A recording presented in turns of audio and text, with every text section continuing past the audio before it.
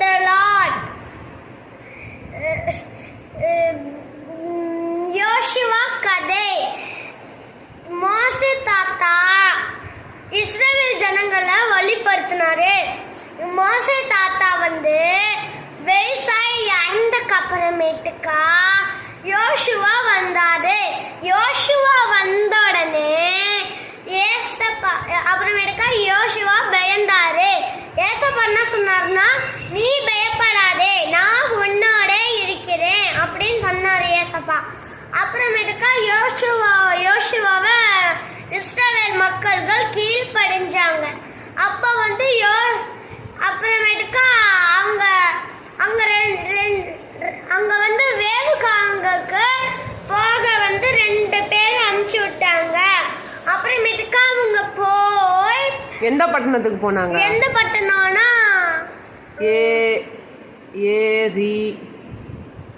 எரிகோ பட்டணத்துக்கு போனாங்க. எரிகோ பட்டணத்துக்கு போன உடனே அங்க ராகாப் அக்கா வேவுக்காரங்களுக்கு ஹெல்ப் பண்ணாங்க. அப்புறமேட்டுக்கா அவங்கெல்லாம் யோர்தான் அப்புறமேட்டுக்கா ஆசாரியர்கள் உடன்படிக்கை பெட்டியை தூக்கிக்கிட்டு அது மேல கால் வச்சாங்க. தண்ணி மேல கால் வச்சாங்க. அப்புறமேட்டுக்கா அது 2 குவியெல்லாம் பண்றது. அவங்கெல்லாம் நடந்து அதுல போய் எரிகோ பட்டணத்துக்கு போயிட்டாங்க. எரிகோ பட்டணத்துக்கு போய்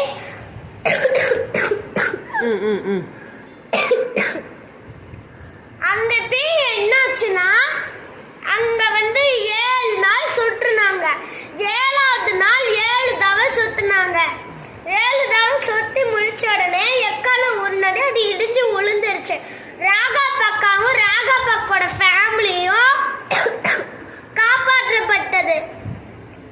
அப்புறமேட்டுக்கா அங்க நெருப்பு கட்டி எல்லாத்தையும் அழிச்சிட்டாங்க. சரி, அங்க ஒருத்தர் மட்டும் என்ன பண்ணாரு? அங்க இருக்கிற ஆகான்